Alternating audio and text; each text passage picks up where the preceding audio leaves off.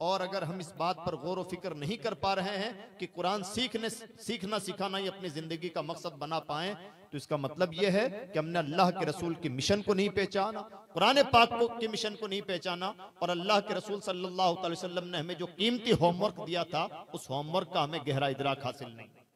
इसलिए अजीज दोस्तों, रमजान मुबारक में हमें अपने आप को कुरान से बहुत गहराई के साथ रिलेट करना चाहिए और कुरान पाक को बहुत डीपली समझने, कुरान पाक को सही तौर पर पढ़ने, सही तौर पर पढ़ाने की एक मुहिम छेड़नी चाहिए। और रमजान में इस मुहिम को पुश करें और कोशिश करें कि पूरे साल ये मुहिम चलती रहे।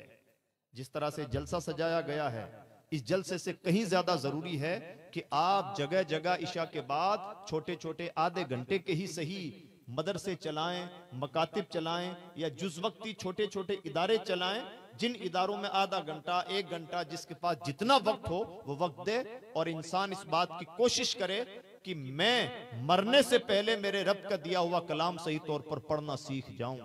ये हमारी जिम्मेदारी है, ये हमारी जिम्मेदारी है कि हम इस बात की फिक्र करें। और आज के दौर में कोई एक्सक्यूज किसी के पास नहीं है। पुराना जमाना हो सकता था ऐसा होता हो कि लोगों को कोई सिखाने वाला ना मिलता हो।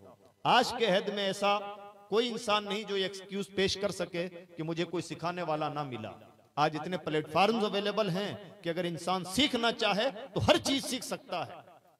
हर चीज के लिए प्लेटफॉर्म है, फितनों के लिए भी प्लेटफॉर्म है, अच्छाइयों के लिए भी प्लेटफॉर्म है, खैर के प्लेटफॉर्म भी खुले हैं, शर के प्लेटफॉर्म भी खुले हुए हैं। आज इन नए नित नए प्लेटफॉर्म के थ्रू कोई फितना उठता है और देखते ही देखते एक नया मजहब खड़ा कर डालता है, और इन्हीं प्लेटफॉर्म की बदौलत कुछ भले लोग उठते हैं और फितनों की सरकूबी भी कर डालते हैं। हमारी जिम्मेदारी बनती है कि नए प्लेटफॉर्म का हम कितना भला इस्तेमाल कर सकते हैं। इसलिए अजीज दोस्तों, आपकी हमारी सबसे बड़ी जिम्मेदारी यह बनती है कि हम अपने दिल में यह अज़्म करें कि अल्लाह, और दुआ भी करें अल्लाह की बारगाह में, परवरदिगार हमें उस वक्त तक मौत ना देना जब तक हम तेरा कलाम पढ़ना ना सीख जाएं।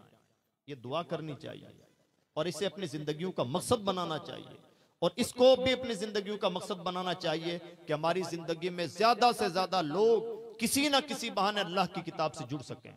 कुरान पाक पहले सही तौर पर पढ़ना सीखें, फिर समझना सीखें, फिर कुरान पाक को पढ़ाना और समझाना सीखें, और यही मुहिम जिंदगी भर हर एक की जारी रहे। यह हमारा कुरान पाक का पहला हक हम पर आयद होता है, और इस हक को अदा करने में हमने बला की कोताहियां की हैं। इसलिए इस तरफ बहुत सीरियसली तवज्जो देने की जरूरत है। बारगाही रिसालत हुजूर नबी अकरम सल्लल्लाहु अलैहि वसल्लम का कुरान पाक की तिलावत का अंदाज क्या होता था, इसको भी बहुत सलीके से समझने की जरूरत है। हुजूर नबी अकरम सल्लल्लाहु अलैहि वसल्लम किताबुल्लाह की जब तिलावत किया करते तो आपका अंदाज ये हुआ करता कि जब कोई आयत रहमत ना की तिलावत फरमाते तो हुजूर का चेहरा खिल उठता, निहायत खुश हो जाते, और दूर से देखने वाला भी पहचान लेता कि जरूर इस वक्त पैगंबर इस्लाम सल्लल्लाहु अलैहि वसल्लम ने किसी आयत रहमत या आयत जन्नत में से किसी आयत जन्नत की तिलावत की होगी। और अगर किसी आयत गजब या उस आयत की तिलावत फरमाते जिस आयत में जहन्नम का तस्करा हुआ है, तो हुजूर नबी अकरम सल्लल्लाहु अलैहि वसल्लम रो पड़ते, बेचैन हो जाते, चेहरे की रंगत बदल जाती, और दूर से देखने वाला भी यह महसूस कर सकता था कि जरूर इस वक्त पैगंबर इस्लाम ने किसी आयत गजब की तिलावत की होगी। सेम ये बल्कि कई बार ऐसा होता, ये सुन्नत है कि किसी आयत गजब का, किसी आयत इस्तिगफार का, किसी आयत जहन्नम का तस्करा तिलावत फरमाते तो उसको रिपीट करते रहते, बार बार एक ही आयत की तिलावत करते रहते, एक ही आयत की तिलावत करते रहते। और ये हमारे बुजुर्गों की भी सुन्नत है कि जब कोई आयत कुरान पाक की कोई आयत दिल पे चोट करे तो सिर्फ थोड़ी देर के लिए ठहर ना जाएं, बल्कि उसको बार बार रिपीट करते रहें, उसकी बार बार तिलावत करते रहें। ये हुजूर की पहले सुन्नत है और हमारे बुजुर्गों का भी यही तरीक रहा। हजरत बायज़ीद बुस्तामी का वाक़या है, जब इय्याका नअबुदु व इय्याका नस्तईन की तिलावत करते, रोते रहते, फिर बार बार यही पढ़ते रहते, आगे भी नहीं बढ़ पाते। तो लोग पूछते कि हुजूर आप ऐसा क्यों करते हैं? फरमाते मुझे शर्म आती है, मैं अपने रब से कह रहा हूं मैं तेरी ही इबादत करता हूं, और दिन भर मैं कहां कहां मारा मारा भटकता फिरता रहता हूं, किस मुंह से मैं ये दावा कर रहा हूं कि मैं सिर्फ तेरी ही इबादत करता हूं। ये था कुरान पाक से सबक सीखने का ढंग। और हमने कुरान पाक को समझा भी तो कहां तक? झगड़ों के लिए। इस पर तो बखूबी झगड़े हो रहे हैं कि इय्या का नस्तईन का मतलब ये होता है, और औलिया किराम से आपने मदद मांगी तो ये शिर्क हो गया। इस पर दिमाग नहीं जा रहा है कि उन्हीं औलिया किराम ने इन्हीं आयतों से अल्लाह तक पहुंचने का ढंग हमें कैसे सिखाया। कुरान पाक को भी झगड़ों की किताब बना लिया। वो किताब जो दुनिया में इस्लाह के लिए तशरीफ लाई थी, जिस किताब को अल्लाह ने हिदायत की किताब बना के भेजा था, उस किताब को भी तुमने झगड़ों की बुनियाद बना लिया। उस पूरी सूरत में, उस पूरे कुरान मजीद में भी तुम्हें सिर्फ वही आयतें नजर आती हैं जिन आयतों से तुम किसी पर चोट कर सको या किसी को बुरा भला कह सको और उम्मत को मुशरिक बना सको। ये कैसी दोहरी चाल है और किस तरह से कुरान के मकसद से नाआशनाई की दलील है। तो हुजूर का तरीका ये होता था, आयत रहमत पर खुश हो जाना, आयत गजब पर गमगीन हो जाना, आयत गजब पर रो पड़ना, आयत गजब की बार बार तकरार करते रहना, ये हुजूर का सुन्नत तरीका है। तीसरा तरीका, जब किसी ऐसी आयत की तिलावत करते हुजूर नबी अकरम सल्लल्लाहु अलैहि वसल्लम, ए बच्चों चुप रहो बिल्कुल, जब किसी ऐसी आयत की तिलावत करते जिस आयत में अल्लाह रब्बुल इज्जत ने कोई सवाल किया है, यानी कुरान पाक में कोई सवाल किया गया है, कोई बात बतौर सवाल कही गई है, तो हुजूर नबी अकरम सल्लल्लाहु अलैहि वसल्लम कुरान पाक से हटकर के अपनी जबान में उसका जवाब देते। मिसाल के तौर पर जैसे अल्लाह का इरशाद है, अलैहिस्सलाहु बिअहकमिल हाकिमीन, क्या अल्लाह तमाम बादशाहों का बादशाह नहीं? कैसा पुरजलाल लहजा है। जब हुजूर नबी अकरम सल्लल्लाहु अलैहि वसल्लम इस आयत करीमा की तिलावत करते तो सर झुका के अर्ज करते, क्यों नहीं मेरे रब, तू ही तो बादशाहों का बादशाह है। यह है कुरान पाक की तिलावत, सुभान अल्लाह, बेशक, वाह। और यह है बुजुर्गों की तिलावत का उसलूब। नतीजा क्या होता था? नतीजा ये होता था, कुरान पाक की तिलावत करते थे और इस कदर नवाजे जाते थे, इस कदर कुरान पाक से फेज उठाते थे कि न पूछिए। हजरत सैयदना अब्दुल्लाह इब्न अब्बास रज़ियल्लाहु ताला अन्हु फरमाते हैं, मेरे ऊंट की नकील गुम होती है तो कुरान पाक से तलाश करता हूं। क्या उनका कोई अलग कुरान था, या उनके पास कोई अलग टाइप का दिमाग था, या उन्होंने किसी और नबी से कोई तालीम हासिल की थी? तब्दीली किस चीज में है? फर्क सिर्फ और सिर्फ इस बात का है कि किसका कुरान से कितना गहरा रिश्ता है। कुरान वही है जो अब्दुल्लाह इब्न अब्बास के सामने था, तालीमात वही हैं जो पैगंबर इस्लाम ने अब्दुल्लाह इब्न अब्बास को सिखाई हैं। फर्क किस चीज का हो गया है? फर्क सिर्फ और सिर्फ रिश्ते का फर्क हो गया है, किसका रिश्ता कितना मजबूत है। कुरान वही है जिसके बारे में हजरत मौला कायनात फरमाते हैं, अगर मैं सूरह फातिहा की तफसीर करूं तो 70 ऊंटों का बोझ बन जाए। हजरत इमाम राजी ने अपनी तफसीर के शुरू में लिखा है, अगर मैं चाहूं तो बिस्मिल्लाह शरीफ से 10,000 मसाइल अखज करूं। और फिर ये दावा ही, इतना बड़ा दावा ही नहीं ठोका है, इस दावे की दलील भी पेश की है कि किस तरह से मैं मसाइल निकाल सकता हूं। तो एग्जाम्पल दिए हैं कि इस तरह से मैं बिस्मिल्लाह शरीफ से नए से नए शिक दर शिक मसाइल निकाल सकता हूं। ये उसलूब हुआ करता था हमारे बुजुर्गों का। हमारे इमाम सैयदना इमाम आजम नौमान इब्न साबित रज़ियल्लाहु ताला अन्हु की आदत थी, इशा की नमाज के बाद अल्लाह की किताब की तिलावत में मसरूफ हो जाते, और बारहा ऐसा होता कि पूरी पूरी रात अल्लाह की किताब की तिलावत करते रहते। और कई बार ऐसा होता है कि एक आयत को रिपीट करते रहते, नए नए मसाइल उससे अखज करते, बार बार नए नए मसाइल निकालते, कभी देर तक रोते रहते, कभी अल्लाह की किताब पर किसी एंगल से, तसव्वुफ के एंगल से गौर व फिक्र करते रहते, कभी तफक्कुर के एतबार से गौर व फिक्र करते रहते, उसी में डूब के रह जाते थे कि क्या अल्लाह की किताब कह रही है। और जब इस तरह से करते करते सुबह का वक्त हो जाता, कभी कभार सुबह का वक्त हो जाता, तो अर्ज करते, परवरदिगार नौमान इब्न साबित की कोई अदा तुझे पसंद आए ना आए, इस बूढ़े को इसलिए बख्श दे कभी इसकी दाढ़ी के बाल सफेद हो चुके हैं। सुभान अल्लाह, सुभान अल्लाह। हमारे बुजुर्गों का कुरान पाक से लगाव, और यह था कुरान पाक से इस्तिदलाल। इमाम अहले सुन्नत शाह इमाम अहमद रज़ा खां मुहद्दिस बरेलवी से किसी ने सवाल किया, आप कहते हैं कि कुरान पाक में हुजूर की खूब नाते हैं, तो हमें यह बताया जाए कि इहदिनस सिरातल मुस्तकीम में हुजूर की कौन सी नात है, कौन सी तारीफ है। आप तो कहते हैं कि कुरान में खूब नाते हैं, खूब तारीफें हैं, आयत आयत में हुजूर की तारीफ है। तो उनका जवाब सुने, फरमाते हैं नादान ये तो पूरी आयत ही हुजूर की नात में है, सिराते मुस्तकीम हुजूर ही तो है कौन? ये था उनका इस्तिदलाल। इमाम अहले सुन्नती से सवाल हुआ ओजड़ी के मसले के बारे में। सवाल यह हुआ कि ओजड़ी जो होती है कुर्बानी के जानवर की, ये गैरों को दी जा सकती है या नहीं? इमाम अहले सुन्नत अलैहि रहमा ने जवाब दिया कि ओजड़ी साइड में ले जाके डाल दें, और कोई उठा के ले जाता है तो ले जाए। अल खबीसातु लिल खबीसीन। कहां जाके क्या जबरदस्त चोट मारी है।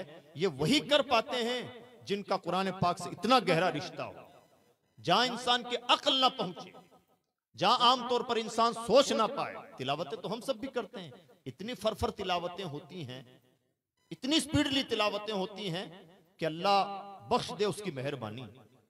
वरना तो सच यह है कि जुब्बा व दस्तार की शक्ल में भी कुरान पाक का तकद्दुस बड़ी तेजी के साथ पामाल हो रहा। और ये सोचने का वक्त है।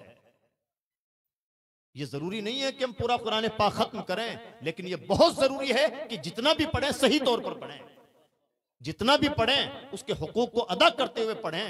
वरना हो सकता है कि दुनिया में तो कोई गिरीबान पकड़ने वाला ना हो, लेकिन फरिश्तों ने जो नोट कर लिया है, अल्लाह की बारगाह में जवाबदेही से हम बच नहीं सकते। पूरी पूरी जिंदगियां गुजर जाती हैं, बड़ी बड़ी लंतरानियां हैं, बड़ी बोले हैं, बड़ी डींगे हैं, तेरी मेरी और हाय तू करते हुए इंसान की जिंदगियां गुजर जाती हैं, और अल्लाह के कलाम का एक सफा ढंग से पढ़ना नहीं आता। इससे ज्यादा किसी इंसान की महरूमी और क्या हो सकती है। वो किताब जो दुनिया के लिए हिदायत बन के तशरीफ लाई थी, और जिस किताब की तासीर का आलम यह था कि हजरत सैयदना उमर इब्न खत्ताब रज़ी अल्लाह तआला अन्हु ने आलम कुफ्र में सुना, अभी ईमान नहीं लाए थे, आलम कुफ्र में सुना, तो किताब की आयतों ने इतनी दिल पे चोट की कि हजरत सैयदना उमर इब्न खत्ताब रज़ी अल्लाह तआला अन्हु अल्लाह की किताब की आयतें सुनकर के ईमान ले आए। सुभान अल्लाह, सुभान अल्लाह। अगर हालत कुफ्र में सुनने के बाद अल्लाह की किताब की आयतों की तासीर का यह आलम है कि वो दिल की दुनिया बदल करके ईमान नक्श कर सकती हैं, तो क्या हम और आपके दिलों के गुनाह साफ नहीं हो सकते अल्लाह की किताब से? सब हो सकते हैं। शर्त यह है कि इस किताब को इतनी सीरियसली लिया जाए, इतनी गहराई के साथ पढ़ा जाए, इतनी गहराई के साथ समझा जाए।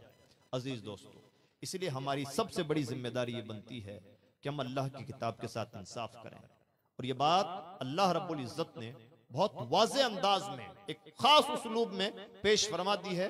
हमारा आईक्यू लेवल होना चाहिए कि हम इसको कितनी गहराई के साथ समझ पाते हैं। जैसे मान लीजिए एक मिसाल से सुने, सबका अपना अपना आईक्यू लेवल होता है। ये ईदगाह है, ईदगाह के बाहर कपड़ों की सेल लगी हुई, कोई अब फेरी लगाने वाला आवाज लगाए जनाब 50 रुपए मीटर में खादी का कपड़ा, 50 रुपए मीटर में खादी का कपड़ा, मान लीजिए। अब जो कस्टमर आएंगे ये नारा सुन करके या ये बोली सुन करके जो अपने दिलों को लुभाते हुए आएंगे, तो चंद शक्लें होंगी। कुछ लोग तो सिर्फ इसलिए आएंगे 50 रुपए मीटर में मिल रहा है, इससे सस्ता और क्या चाहिए। कुछ लोग इसलिए आएंगे कि जनाब रमजान का महीना है, कपड़ों की जरूरत है, कपड़े खरीद लेने चाहिए। और कुछ समझदार लोग आएंगे, यार इसने लफ्ज बोला है कि खादी का कपड़ा, ये बहुत बड़ी बात है, खादी का कपड़ा इतनी आसानी से कहां मिलता है, खादी का कपड़ा इसलिए खरीद लेना। अब देखिए, ज्यादातर लोग इसलिए आएंगे कि 50 रुपए मीटर ही में तो मिल रहा है। कुछ लोग आएंगे जरूरत है, और कुछ लोग इसलिए आएंगे कि खादी का कपड़ा है, क्वालिटी वाला होता है, इस कपड़े को जरूर खरीदना चाहिए। कुरान पाक ने जो बात कहनी थी कह दी। किसका आईक्यू लेवल कहां जाके कौन सा मफहूम अखज़ करता है, यह हम पर डिपेंड करता है। अल्लाह के रमजान, अल्लाह के पैदा करदा महीने रमजान की सबसे बड़ी खूबी, सबसे बड़ा कमाल तो यही है कि इसमें कुरान पाक नाजिल हुआ है। अब हम इसको सहरी का महीना कहें, हम इफ्तार का महीना कहें, तरावी का महीना समझें, रोजू का महीना समझें, तमाम चीजें दुरुस्त हैं, लेकिन मानना पड़ेगा कि आईक्यू लेवल कमजोर है। आईक्यू लेवल स्टैंडर्ड हो, इसका तो तरीका यह है कि कुरान का महीना है, और यह उसलूब अल्लाह के कलाम का उसलूब है। इसलिए अजीज दोस्तों, कुरान पाक को कभी हल्के में ना लें, और जो कौमें कुरान को हल्के में लेती हैं वो जमाने में मुअज़्ज़ज़ थे मुसलमान होकर, और हम खार हुए तारीके कुरान होकर। ये जो कुछ भी रोना धोना है, सच्चाई यह है कि कुरान पाक और कुरान पाक की तालीमात से दूरी का नतीजा है। ना हम घर के रहे ना घाट के, आपस में ही रसाकश है, जहनों की कुशादगियां दूर हो गई हैं, करने के काम हुए नहीं जाते, बेतहाशा मर रहे हैं, कोई पुरसान हाल नहीं है, खून पानी से ज्यादा सस्ता हो चुका है। क्या इससे भी ज्यादा जिल्लतनाक कोई दिन हो सकते हैं? जहां पर पैदा हुए थे, जहां पुरखों ने जिस जमीन को अपना खून दिया है, वहीं से पूछा जाए कि जनाब यहां के रहने वालों, इसका भी तुम्हें सर्टिफिकेट पेश करना पड़ेगा, इससे ज्यादा किसी कौम के लिए रुसवाई के कोई दिन नहीं हो सकते। अगर कोई समझदार, कोई कौम समझदार है, और समझदार ना हो तो अच्छे रेस्टोरेंट में खाना खाते रहिए और जिस तरह से भी जिंदगी गुजर रही है गुजारते रहिए, बेफिक्र रहिए, कौन पुरसान हाल है, सिर्फ मौत के फरिश्ते का इंतजार कीजिए। आज भी हम करने के कामों पर कोई फोकस नहीं कर पा रहे हैं, जो सीरियसली करने के काम थे, बल्कि कई मर्तबा तो जलसे में इसलिए बैठे हुए हैं कि जलसे वालों ने सजाया है और सहरी का इंतजार करना है और 2-4 घंटे गुजारने हैं। एक बड़ी तादाद ऐसी है और एक बड़ी तादाद अपने अपने मफादात के लिए बैठी हुई है। कम लोग होते हैं जो सिर्फ और सिर्फ अल्लाह और रसूल के रजा के लिए काम करने वाले हैं। आज के दौर में इस बात की सख्त जरूरत है कि हम बहुत गहराई के साथ हालात का इदराक करें। आपकी जमीन बहुत नाजुक जमीन है, ये जमीन इजाजत नहीं देती कि आप छोटे मोटे फितनों में पड़े रहें। देखते ही देखते आपकी जमीनें खिसक गईं और अब भी हम तेरी मेरी में गुम हैं, अब भी एक अजब किस्म के नशे में धुत हैं। इससे ज्यादा नादानियों की कोई दिन नहीं हो सकती। इसलिए बहुत समझदारी का मुजाहरा करें और करने के कामों पर फोकस करें। इन जलसों से भी ज्यादा जरूरी है, इस ईदगाह के कीमती पत्थरों से भी ज्यादा जरूरी है और आपकी महंगी मस्जिदों से भी बहुत ज्यादा जरूरी है कि आप अच्छे तालीमी इदारे कायम करें।